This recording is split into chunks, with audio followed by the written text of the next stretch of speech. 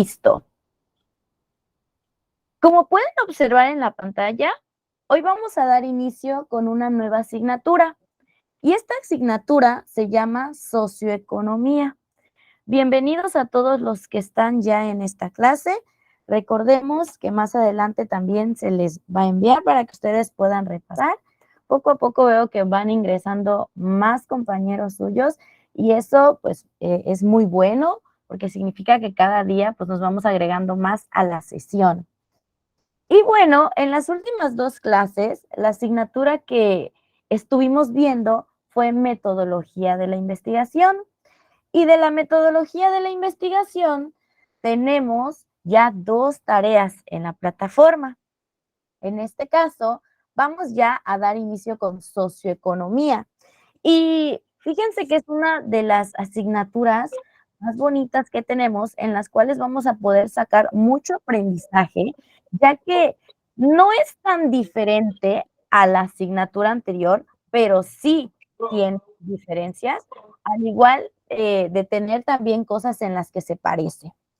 Vamos a dar inicio ya con nuestra sesión para que el tiempo nos sea suficiente.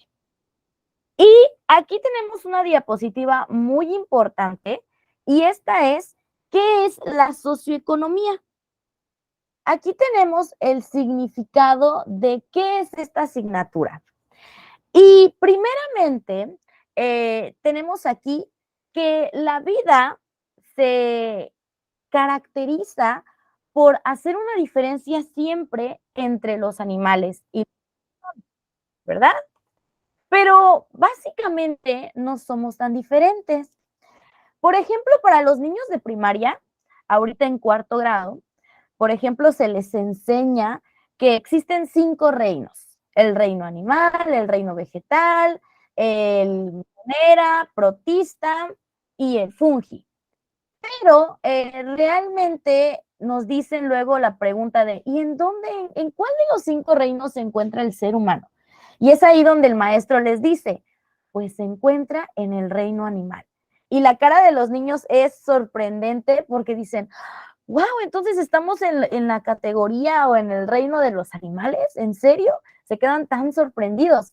Y es ahí donde la labor del maestro es explicarles esa diferencia entre un animal, que a pesar de estar en el reino animal, la diferencia entre un animal y una persona.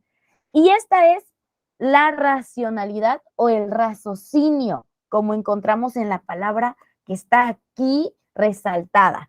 Somos iguales, pertenecemos al mismo reino animal, precisamente porque existe una teoría, la teoría de Darwin, la de la teoría de evolución, que seguramente han escuchado, en la cual se dice que venimos del mono, ¿no? Y que poco a poco, al paso de los años, pues fue cambiando sus características porque el clima cambió y el hombre se fue adaptando, etcétera, etcétera, etcétera.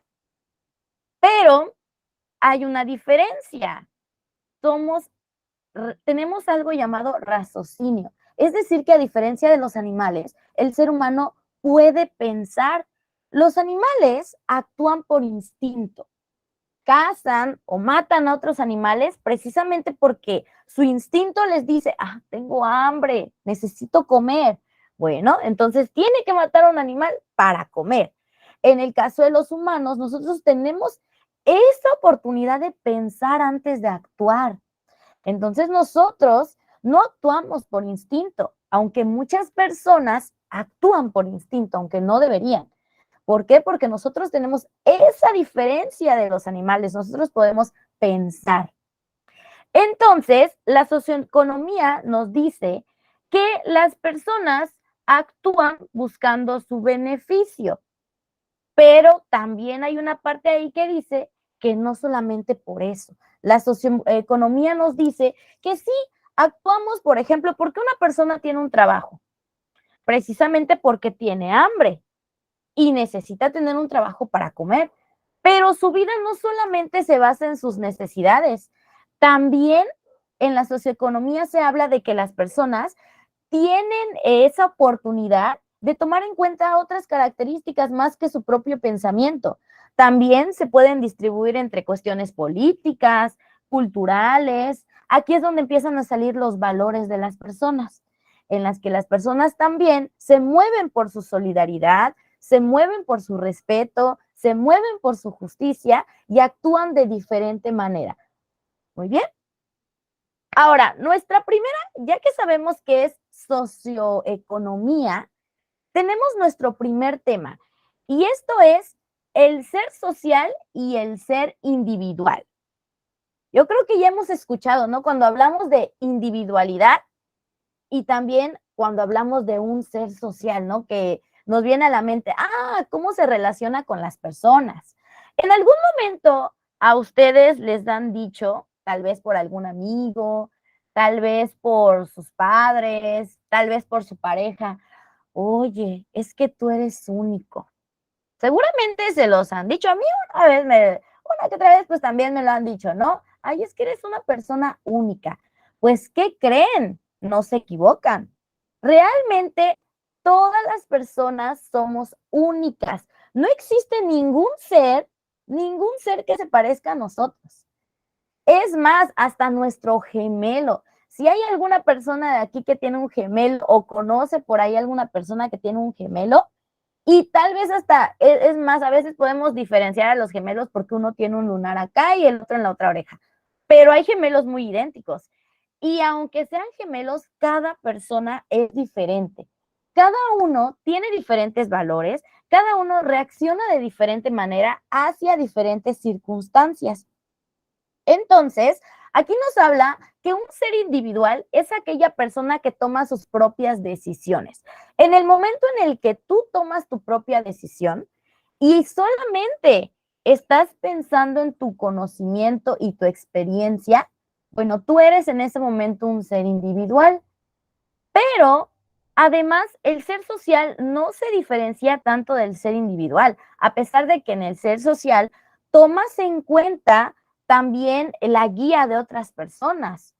Por ejemplo, cuando los adolescentes están creciendo, cuando están en la pubertad y en la adolescencia, he observado que se dejan llevar mucho por ejemplo, estoy en mi grupo de amigos y a mis amigos les encanta el ritmo que estuvo muy de moda del K-pop, ¿no? Pero yo quiero pertenecer a ese grupo, pero a mí no me gusta ese tipo de música, a mí me gusta más el rock. Pero a veces los adolescentes y es más, hasta las personas adultas se dejan influenciar por ese tipo de gustos. Se dejan influenciar, ¿por qué? Por pertenecer a un círculo social. Y muchos adolescentes cuando llegan, por ejemplo, en la etapa de la secundaria, ¿no? Principalmente y hasta en la etapa de la preparatoria, es muy común observar a personas que esconden su propia personalidad. ¿Por qué? Porque empiezan a querer pertenecer a círculos sociales en las cuales lo que los caracteriza es este gusto. Entonces, todos nos tenemos que comportar de esa manera.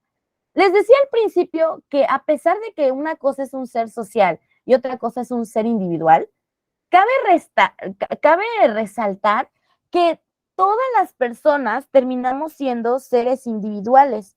¿Por qué? Porque al final somos nosotros mismos los que tomamos nuestra decisión. Al final, a pesar de que tú digas, es que él me dijo, o es que él me malinfluenció, o es que me manipuló, pues fíjense que precisamente somos seres racionales y en la vida real no podemos decir, es que él me dijo y él me manipuló. O sea, básicamente esa es la diferencia entre un ser humano y un animal. Nosotros podemos tomar nuestras propias decisiones y al final, a pesar de todo lo que nos digan las personas, nosotros tomamos nuestra propia decisión. Eso es el ser social y el ser individual. Aquí tenemos a un pensador llamado Aristóteles. Tal vez han escuchado en algún momento de este filósofo griego. Y más adelante vamos a tomar otra vez a Aristóteles en otras diapositivas más adelante. Él decía que el ser humano es un ser social por naturaleza. Y es verdad, el ser humano es un ser social por naturaleza. He escuchado a muchas personas que de repente dicen, Es que a mí no me importa si no se llevan conmigo, o a mí no me importa si tengo amigos o no, o yo estoy mejor solo que mal acompañado. Pues, ¿qué creen? A pesar de que nosotros tal vez no necesitemos en ese momento a una persona porque estamos ocupados, por ejemplo, en el trabajo o en la escuela, el ser humano por naturaleza es social y necesita de otras personas, no necesariamente de forma emocional, no necesariamente de esa forma, pero por ejemplo, en este momento, ustedes seguramente tienen luz eléctrica en su casa, ¿verdad? Yo, por ejemplo, tengo luz eléctrica, por ejemplo, necesito del servicio de internet, necesito tal vez necesité de alguien que hiciera la silla en el que en este momento estoy sentada, por ejemplo. La comida que comí hace unas horas, yo la preparé, sí, pero llegó a mi hogar porque la fui a comprar a un supermercado, o sea, sí, pero alguien, por ejemplo, tuvo que sembrar esas zanahorias, tuvo que sembrar esas papas. Entonces, básicamente necesitamos de alguien. Imagínense si no existiera otro ser humano en la tierra, ¿cómo le haríamos?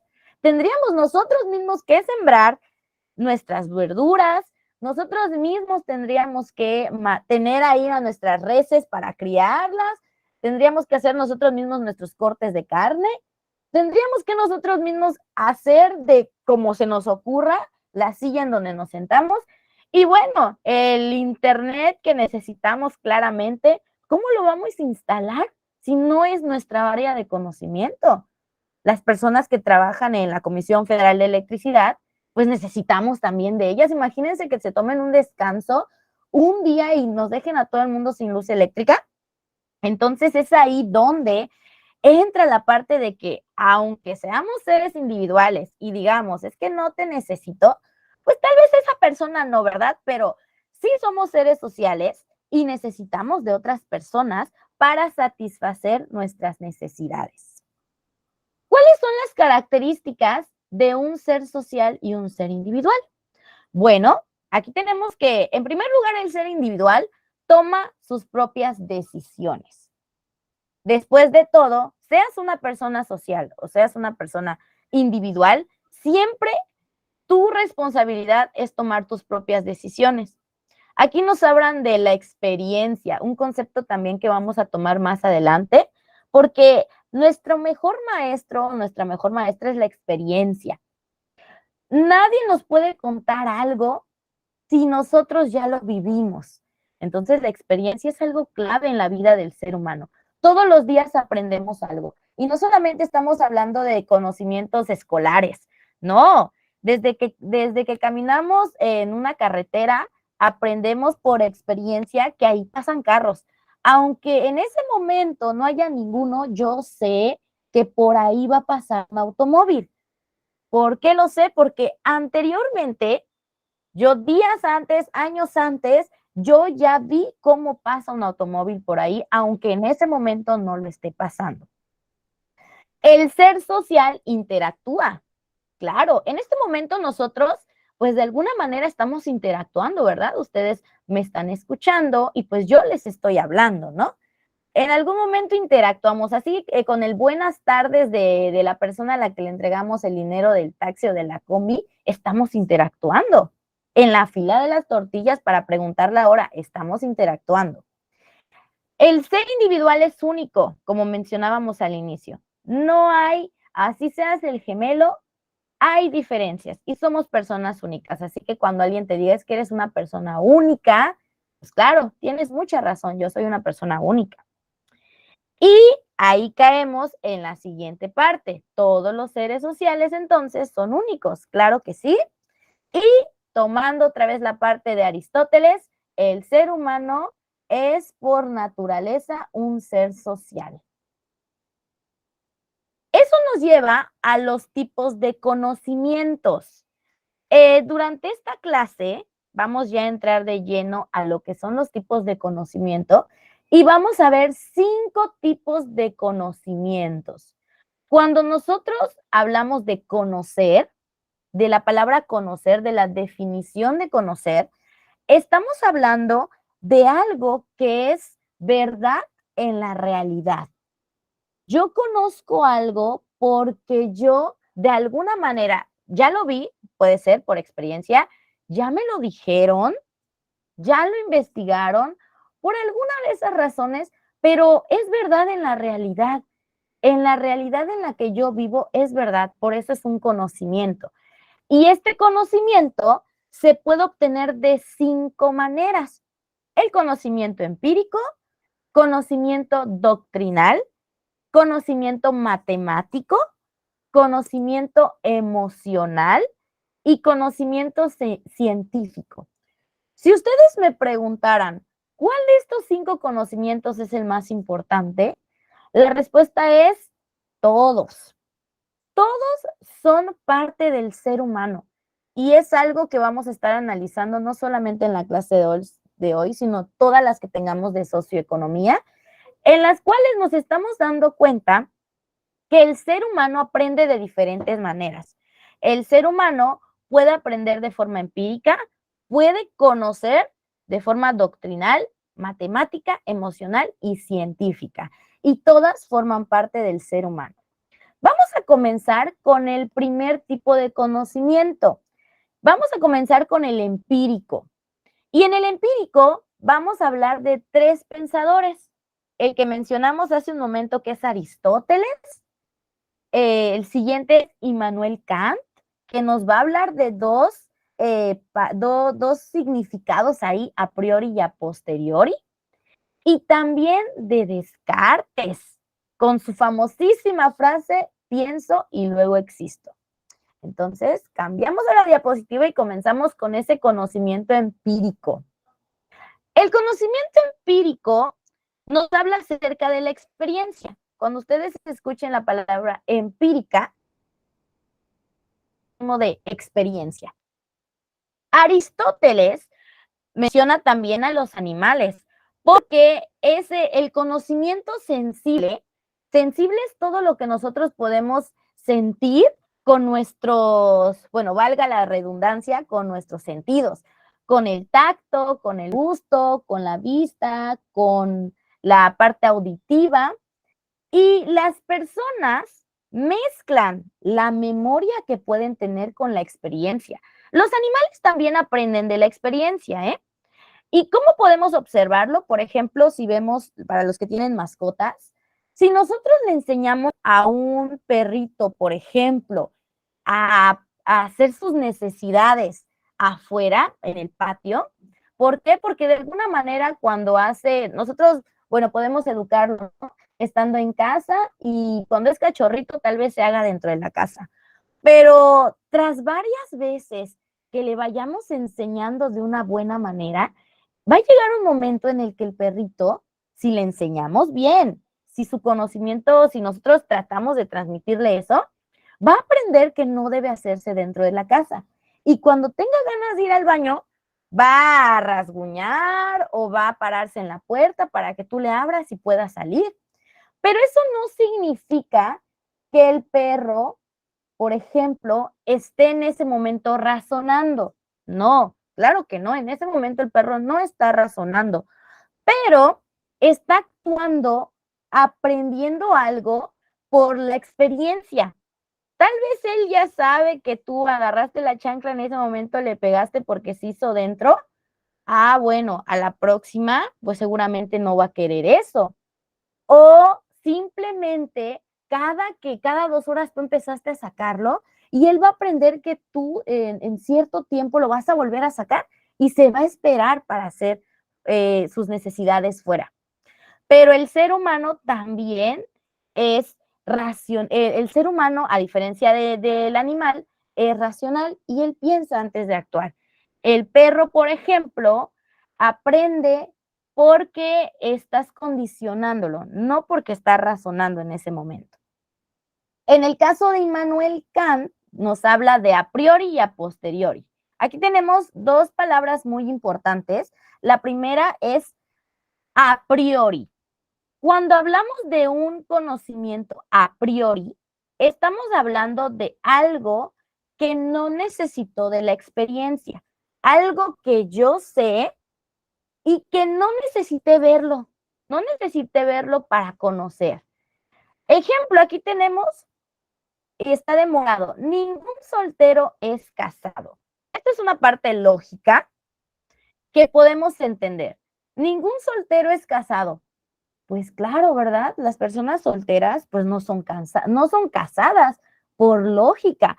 No necesito ser casado o no necesito ser casado para saberlo, ¿verdad? No necesito tener esa experiencia de ser casado para saber que ningún soltero es casado. Aquí estamos hablando de un juego de palabras de lógica. En el caso de la parte a posteriori se encuentra de este lado para que aprendan ese concepto. Aquí está, lo subrayo tantito. En la parte a posteriori estamos hablando de algo que ya vivió una experiencia. Ya tuvimos esa experiencia, yo ya lo vi, como el ejemplo de los automóviles. Yo por experiencia sé que por ahí puede pasar un carro, aunque yo en ese momento no le esté viendo. ¿Por qué? Porque anteriormente ya lo vi.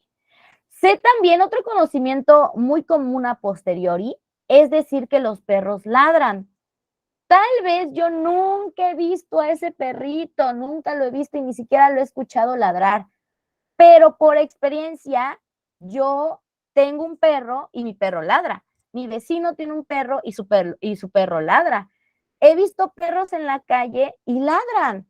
Y seguramente por mi conocimiento a posteriori, yo cuando vea a un perro voy a decir, ah, el perro ladra, sin necesidad de observarlo, ¿no? Porque mi experiencia me está diciendo que los perros ladran.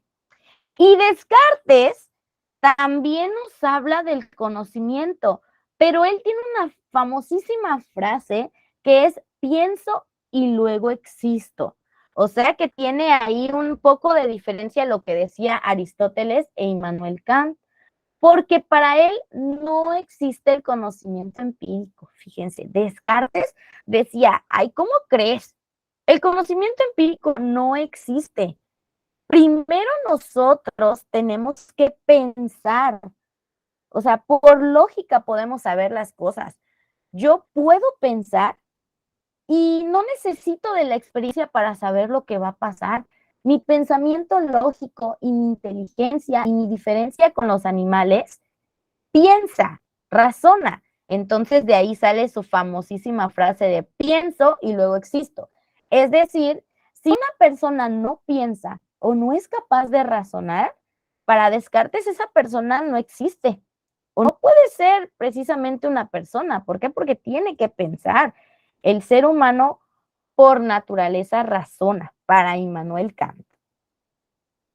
Aquí tenemos el conocimiento científico. Y este es el que más suena en nosotros porque cuando estábamos viendo metodología de la investigación, hablamos del conocimiento científico, que es precisamente eso. El conocimiento científico existió porque, ahí está con verdecito, para explicar la realidad y los fenómenos de la naturaleza. Ejemplo, hace muchos años, cuando todavía ni siquiera se hacían las primeras investigaciones, podemos imaginarnos a una persona que vio por primera vez llover. Imagínense ustedes en los tiempos de hace muchos años en las que todavía no se sabía por qué llovía. Entonces imaginemos a un hombre que está ahí y de repente está viendo cómo cae la lluvia, cómo se sorprende a ver la lluvia y dice, wow, ¿qué estará pasando? Y se queda pensando y dice, ¿qué está pasando en este momento? ¿Por qué está cayendo agua del cielo? Y todavía si a eso le unimos a su hijo, imaginemos que tiene un niño que se acerca y le dice, papá, papá, oye, ¿por qué está cayendo agua del cielo? Y el papá se queda con una cara de ni modo de decirle, es que no sé, hijo, no. De ahí y le contesta, es que, y es en ese momento en el que se crearon precisamente los mitos, por ejemplo, hablando de los mitos, empezaron ahí a crearse ciertas cuestiones para poder explicar eso, porque no existía un conocimiento científico. Y es ahí en donde, por ejemplo, Recuerdo que mi abuelita, cuando yo estaba más pequeña y llovía, me decía, ya ves, está llorando Dios, ¿no? Está llorando Dios, mira, lo estás haciendo llorar porque estás portándote mal. Recuerdo que así me decía, y a varias personas adultas he escuchado que de repente, pues como que dicen eso, ¿no? ¿Y por qué lo dicen, no? Porque hace muchos años no existía ese conocimiento científico. Ahora sí, si se acerca un niño a preguntarnos, oye tío, ¿por qué está lloviendo? O ¿por qué está cayendo agua del cielo, no? Tú fácilmente le puedes explicar, eso se llama lluvia y sucede porque hay un ciclo del agua y el agua se evapora y se convierte en las nubes porque se condensa y después de ahí existe algo llamado precipitación, cuando el agua cae y luego eso se vuelve a evaporar y vuelve a convertirse en nubes y vuelve a caer la lluvia o nieve, etcétera. Entonces, ya hay un conocimiento científico, pero hace muchos años no existía. Por eso las personas intentaban explicar todo lo que pasaba, fenómenos de la naturaleza como temblores. Hace muchos años igual, le atribuían los temblores, cuando no sabíamos que se llamaba temblores, las personas empezaban a decir, no, ejemplo, no es que el Dios de la tierra está enojado, ¿no? Y se está moviendo, o ay, algo va a pasar y la gente se asustaba demasiado porque no sabía el por qué. Ahora, gracias al conocimiento científico, sabemos el porqué de todos los fenómenos de la naturaleza.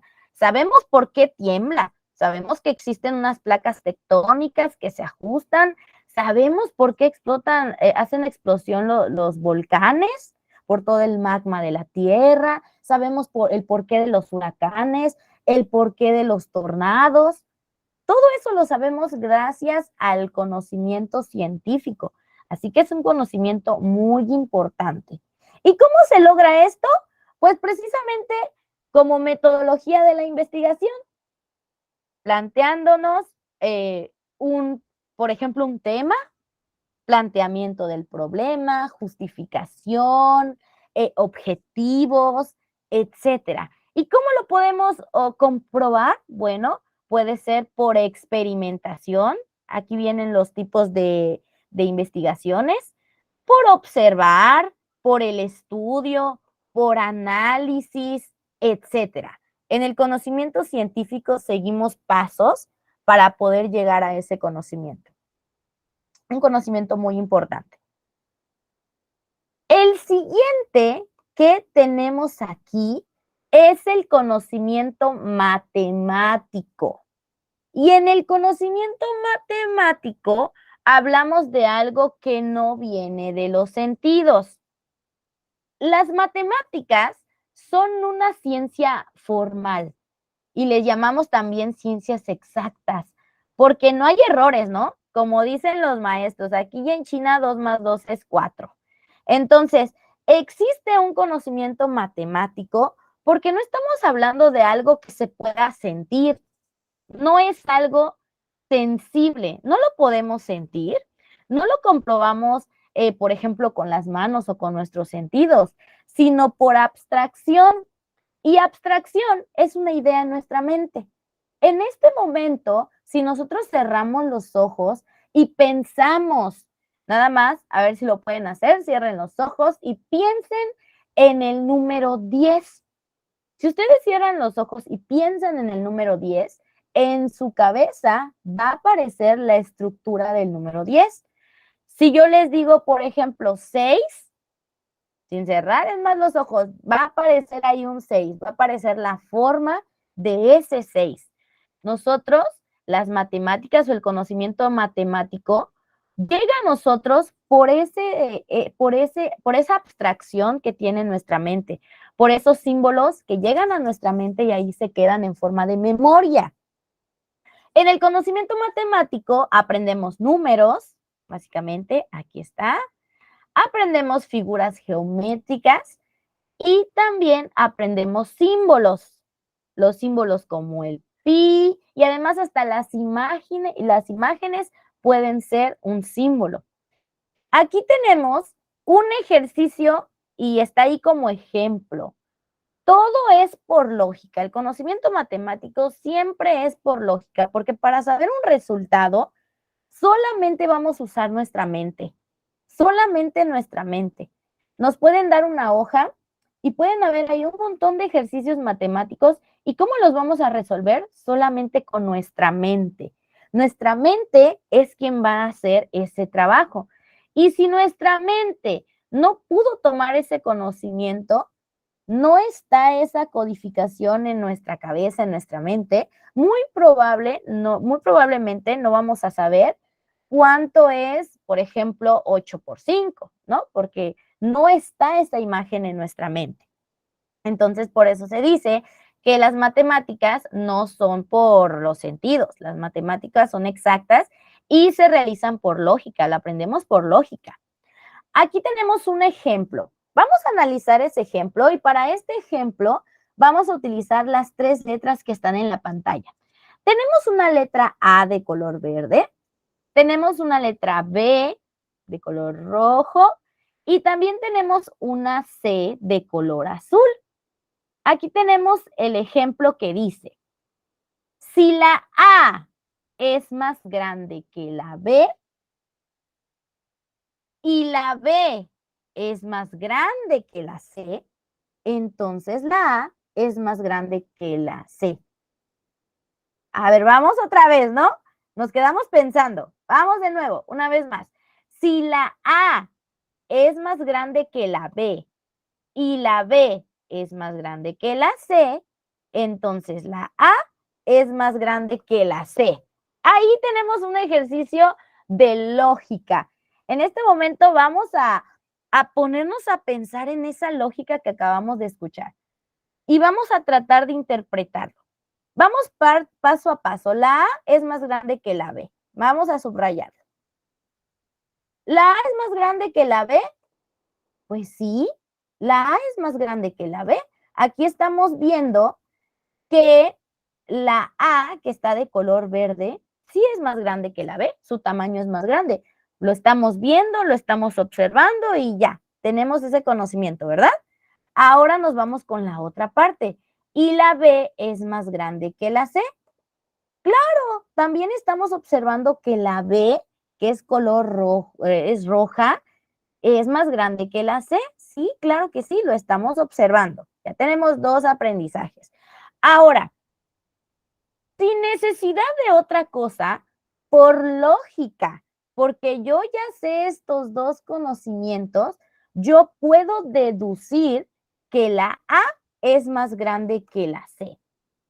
Sin necesidad de ponernos a hacer una investigación más exhaustiva y sin que nos los digan, nosotros vamos a deducir que la A es más grande que la C. Sí, claro que sí. Así funciona el pensamiento matemático. Así, no, así este conocimiento matemático llega a nuestra cabeza y queda como un aprendizaje. El pensamiento matemático habla de lógica. Muy bien. Y así vamos a llegar a la verdad. Siempre las matemáticas tratan de resolver un problema y de esta manera vamos a poder resolver cualquier operación matemática que tengamos en un papel o llegue a nuestra mente. Seguimos con el conocimiento emocional. Y esta parte es muy importante para los tipos de conocimiento. Vean que hay mucha diferencia entre un conocimiento matemático, un conocimiento científico, a un conocimiento emocional. Alberto Martínez, ¿tienes alguna pregunta? No, perdón, se me prendió el micrófono. ¿No? Ok.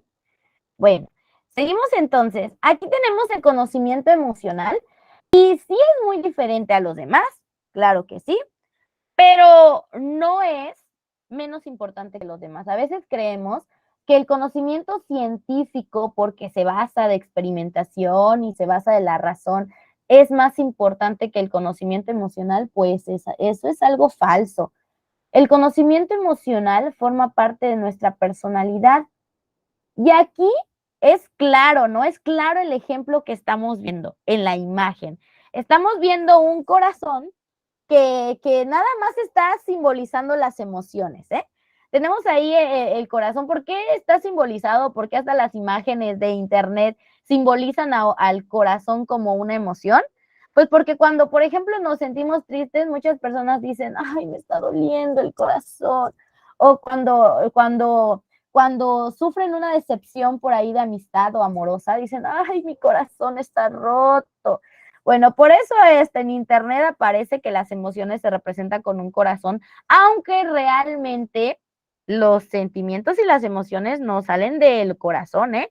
También salen de nuestro cerebro por unos líquidos que tenemos ahí en nuestro cerebro que controlan nuestras emociones también, ¿eh?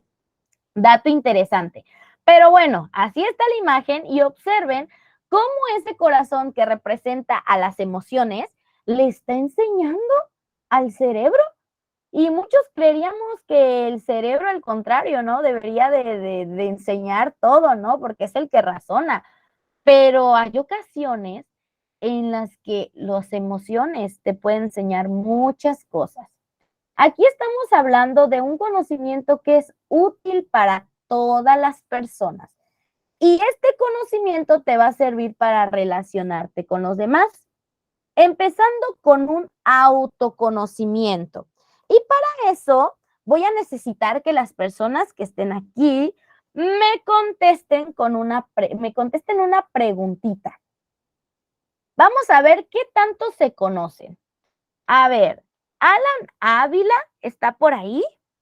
¿Puede activar su micrófono tantito para que participemos también? Uf, ya se fue. Bueno, Mariana Ortiz está por aquí. ¿Puede activar su micrófono? Sí, dígame. Excelente. A ver, una pregunta que para ti debe ser para ti esta pregunta es muy fácil y no hay ninguna persona que me pueda contestar esta pregunta, ¿eh, Mariana? Dime, ¿cómo? Ahí va. Ni siquiera tus papás pueden saber en este momento tu respuesta, ¿no? Nadie, ni yo. A ver, Mariana Ortiz, ¿cómo te sientes? Bien. ¿Pero qué es bien? Pues emocionalmente estoy feliz, así pues siempre soy así como que alegre, nunca, Ok, nunca así como emoción. que sí, siempre he estado bien feliz. Sí, ok, te sientes feliz, ¿verdad? ¿Y qué es Ujú. la felicidad para ti? Pues ahí sí me la pone fácil. Pues no, pues a de cuenta, no, como A ver, pues estar bien conmigo misma. ¿Cómo le digo? No, pues estar bien conmigo misma y pues siempre así como que ando feliz y no sé. ok, gracias. ¿Sabes por qué? Nadie podía contestar esa pregunta más que tú, porque no hay persona, no hay nadie que te conozca más. Bueno, si son creyentes, solamente Dios, pero no hay nadie más que te conozca más que tú misma. Y a veces es muy difícil contestar esa pregunta, ¿verdad? Porque a veces nos llegan de sorpresa con esa pregunta de, ¿cómo te sientes? Y te quedas así como de, ay, ¿cómo me siento? ¿No? Y nos podemos pensar muchísimo, ay, sí es cierto, ¿verdad? Oye, ¿cómo me siento? Y una respuesta fácil a veces es decir, pues me siento bien. O sea, sí, pero ¿qué es bien realmente? O sea, porque bien puede tener muchos significados. Para mí estar bien puede ser un sentimiento muy diferente al que tú tienes. Entonces, en este conocimiento emocional hablamos del autoconocimiento y el autoconocimiento es saber quién soy. Vamos a hacer otra pregunta. A ver, Alberto Martínez, ¿estás aquí? ¿Puedes activar tu micrófono? Sí, Muy bien, excelente. A ver, Alberto Martínez, una pregunta también que solamente tú me puedes contestar, ¿eh? Yo sé que soy la maestra, pero solamente tú me puedes contestar. A ver, Alberto Martínez, Alberto, dime 3 cosas positivas de ti. No sé.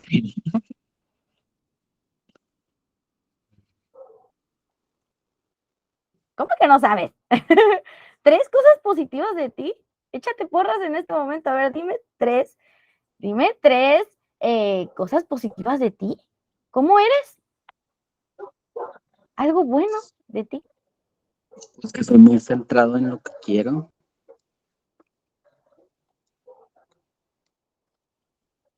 Eres centrado, ok, centrado en lo que quieres. ¿Qué más? Y eso que 3, te pedí 3 y son bien poquitas, ¿eh? Te pedí muy poquito. Te faltan 2.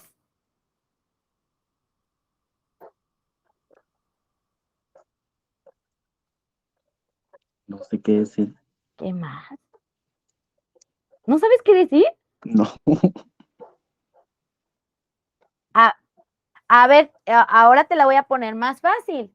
Ok, te pregunté 3 cosas positivas y pues solamente me dijiste una, te faltaron 2. A ver, pero entonces dime 3 cosas negativas de ti. Dime 3 cosas malas de ti.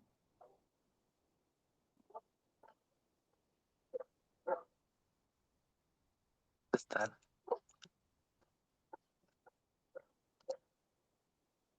No sé qué ¿Está qué? contestar.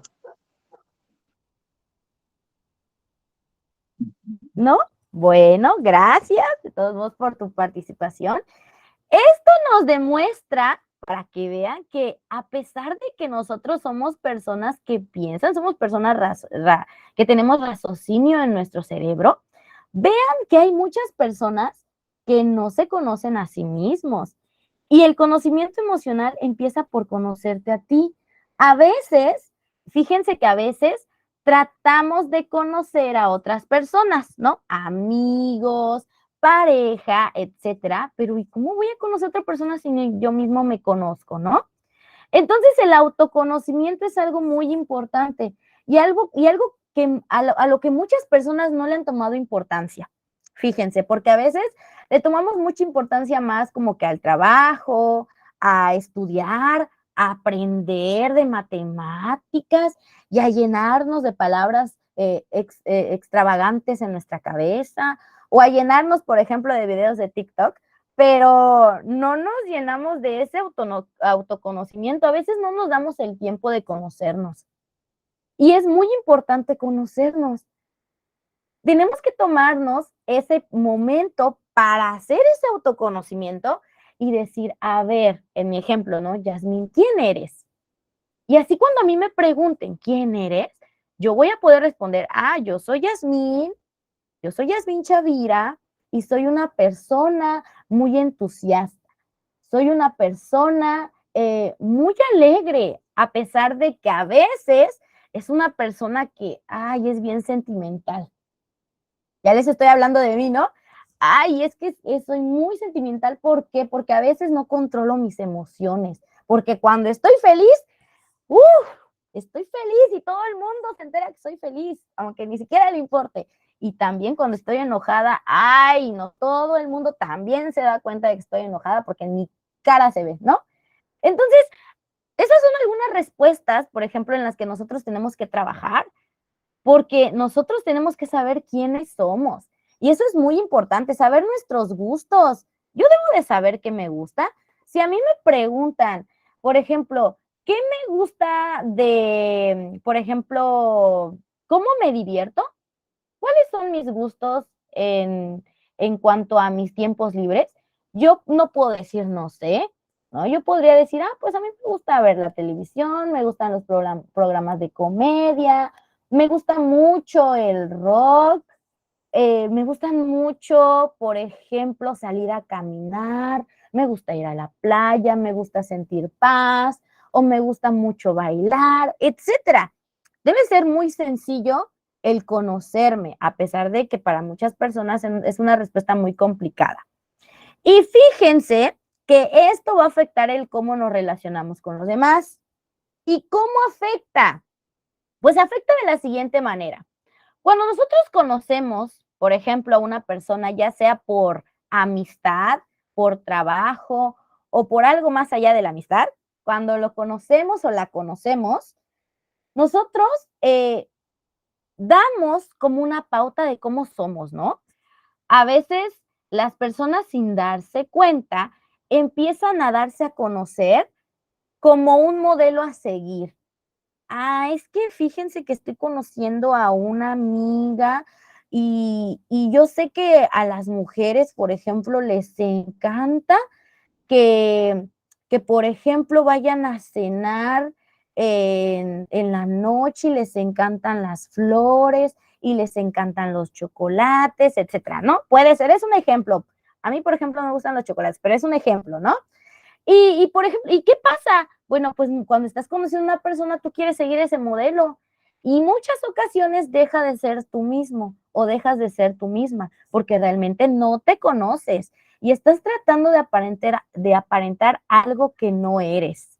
Y eso pasa mucho en las personas. Por eso afecta mucho en las relaciones. En una amistad, si tienes una amiga y pasan 2 años y después de un tiempo te dice, ay, es que tú no eras así. Tú no eras así, cuando yo te conocí no eras esta persona. Es que realmente nunca lo llegaste a conocer. ¿Y sabes por qué nunca lo llegaste a conocer? Porque ni siquiera él se conocía o ni siquiera ella se conocía. Entonces, este conocimiento es perseguido por, aquí ya hablando de dónde lo podemos encontrar, para que vean que sí interesa el conocimiento emocional, lo encontramos en las personas de recursos humanos. Si ustedes, por ejemplo, ya han ido a pedir en algún momento un trabajo o han tenido un trabajo formal y tenga el departamento de recursos humanos, claramente, porque hay muchas empresas que no tienen ese departamento, pero las empresas que tienen el departamento de recursos humanos se encargan de hacer pruebas psicométricas. Y las pruebas psicométricas, si alguien lo ha pasado, va a poder entenderlo. Y si alguien no ha pasado por un tipo de entrevistas de este tipo, pues en algún momento cuando pida un trabajo, pues lo va a tener, ¿no? Va a tener esta experiencia de las pruebas psicométricas, en las cuales te dan un test, te dan unas hojas y te empiezan a preguntar, por ejemplo, yo he pasado por esas pruebas psicométricas en las que las veo y dice, la relación con mis padres es, y tiene una línea en blanco, y tú lo tienes que completar. Lo que más me gusta de mi familia son y línea. Entonces tú tienes que completar con lo primero que se te venga a la mente. Igual te viene, por ejemplo, cuando piensas en tu infancia, ¿cómo te sientes? Y ahí pones bien, mal, más o menos, o calificarlo del 1 al 5, etcétera. Todas esas pruebas psicométricas las utilizan ¿para qué? Precisamente para saber, las empresas los utilizan para saber si tú sabes trabajar en equipo. O, por ejemplo, ¿cómo eres? Sin necesidad de que tú digas, ay, yo soy una persona responsable. Bueno, a pesar de decir en tu currículum o tu solicitud de empleo que eres una persona responsable, las personas que se dedican en recursos humanos a hacer estas pruebas no necesitan preguntarte si eres responsable o no. Esas personas van a saber si eres responsable simplemente con una prueba psicométrica. O sea que no les puedes mentir. A veces tratamos de, por ejemplo, mentir en esas pruebas o en las entrevistas, pero siempre las pruebas psicométricas dan un resultado, por ejemplo, de tu forma de ser o de tu personalidad. Así que es muy importante para saber si vas a ser bueno en el trabajo, si eres una persona comprometida, etcétera. Muy bien. Y por último, el conocimiento doctrinal. Aquí nosotros, por ejemplo, en este momento, para poner un ejemplo claro de qué es el conocimiento doctrinal, yo soy su maestra, ¿no? En este momento les estoy hablando de los tipos de conocimiento, les estoy hablando, por ejemplo, ya les hablé de qué es el conocimiento empírico, del conocimiento científico, etcétera. Y a pesar de que en este momento yo soy su maestra, ustedes no se deberían de quedar solamente con el conocimiento que les transmite una persona, a pesar de que esta persona es muy experta en esto, ¿no? ¿Por qué? Porque el conocimiento doctrinal nos habla de la crítica y no hablamos de la crítica de criticar y decir, ay, eres un gordo. O sea, no de ese tipo de crítica. Estamos hablando de la crítica de saber o de investigar si está bien o mal.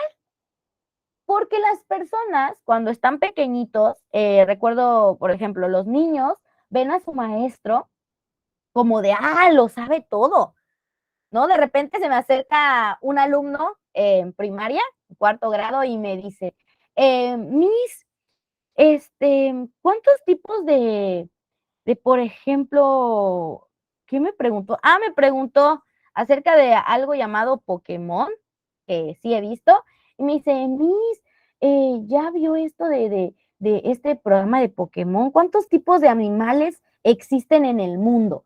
Me cae con esa pregunta de cuántos tipos de animales existen en el mundo.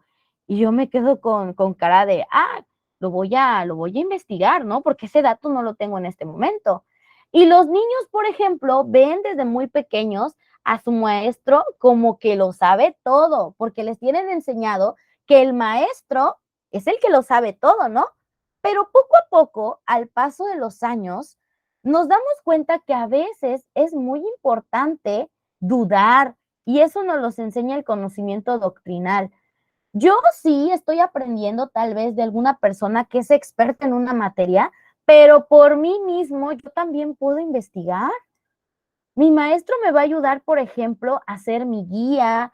Mi maestro me va a ayudar, por ejemplo, a encaminarme a lo que debo de realizar, pero al final de cuentas el conocimiento es mío. Y no me sirve de nada si el maestro, por ejemplo, a cada rato me está diciendo cómo hacer las cosas, porque de eso no se trata. Se trata de que yo aprenda. ¿Y cómo voy a aprender? Haciéndolo por mí mismo, haciéndolo yo solo. Y es ahí donde sale el pensamiento de cada persona, en el que cada persona tiene una ideología. Y aquí dice, ¿existen otras personas del presente o del pasado de las que estamos ciertos que somos mejores, de las que estamos seguros que hay mejor profesionales que otros? Esta persona sabe mucho, esta persona no sabe tanto. Pero sin embargo, el resultado de nuestro trabajo, aquí está, somos nosotros mismos y más que nosotros. Y no podemos limitarnos a decir, es que es así porque el maestro me lo dijo. O, es así porque el libro lo dice. Cuando te pregunten por qué, oye, ¿por qué es esto así? Porque el libro, ahí lo leí en el libro. O, oye, ¿por qué esto es así? Pues me lo dijo el maestro. Pues no podemos limitarnos a decir que porque lo dice el libro o porque así es. No, es importante sacar nuestras propias deducciones y que nosotros pensemos y que podamos encontrar todas esas respuestas desde nuestra cabeza y no dejarnos guiar, por ejemplo, por algo que nos dicen. Eso existía hace muchísimos años cuando, por ejemplo, en los siglos anteriores, antes del siglo de la luz, en el cual, por ejemplo, las personas eran manipuladas, por ejemplo, por la iglesia, cuando les decían, es que si tú no entregas esto, y se tomaban eso está en la historia y lo vamos a ver cuando veamos Historia Universal, en el cual como la iglesia llegó un momento en el que aplicaba hasta la Santa Inquisición, seguramente lo han escuchado, en el cual manipulaba, por ejemplo, a las personas al tal grado de que decían, es que Dios te va a castigar si tú no haces eso. Bueno, entonces las personas, como les decían eso, llegaba un momento en el que ya no pensaban, en la cual las personas ya no se atrevían a dudar de algo y decían, sí, como tú digas, ¿no? Y este pensamiento doctrinal nos habla de que podemos creer, claro, podemos creer, pero es importante que nosotros también saquemos nuestras propias deducciones y pensemos, que utilicemos nuestra propia cabeza para que poco a poco nosotros tengamos nuestro propio conocimiento, nuestras propias ideas. Y las ideas no solamente sean repeticiones de otras personas. ¿Ok? Y esos son los 5 tipos de conocimiento. Repetimos, conocimiento empírico, que habla de la experiencia, conocimiento científico, en el que se basa por hechos, conocimiento matemático en el que hacemos lógica en nuestra cabeza, pensamiento emocional, que habla de ese autoconocimiento que debemos de tener para poder relacionarnos con las personas, y el conocimiento doctrinal, que nos habla acerca de razonar por nosotros mismos y sacar nuestras propias deducciones, ¿ok? Y aquí tenemos toda la información de la clase de hoy. ¿Tienen alguna pregunta? Básicamente, esta clase se diferencia de la anterior porque la anterior seguíamos, por ejemplo, las reglas de la metodología de la investigación. Y en este caso, en esta clase, estamos hablando de las ciencias sociales, que nos hablan acerca del comportamiento humano y que es muy importante porque tenemos que conocer ese comportamiento humano, cómo se comporta la sociedad y de qué nos sirve conocer a la sociedad y todos sus elementos. ¿Tienen alguna pregunta acerca de esta sesión? ¿Alguna pregunta acerca de todo lo que hemos hablado?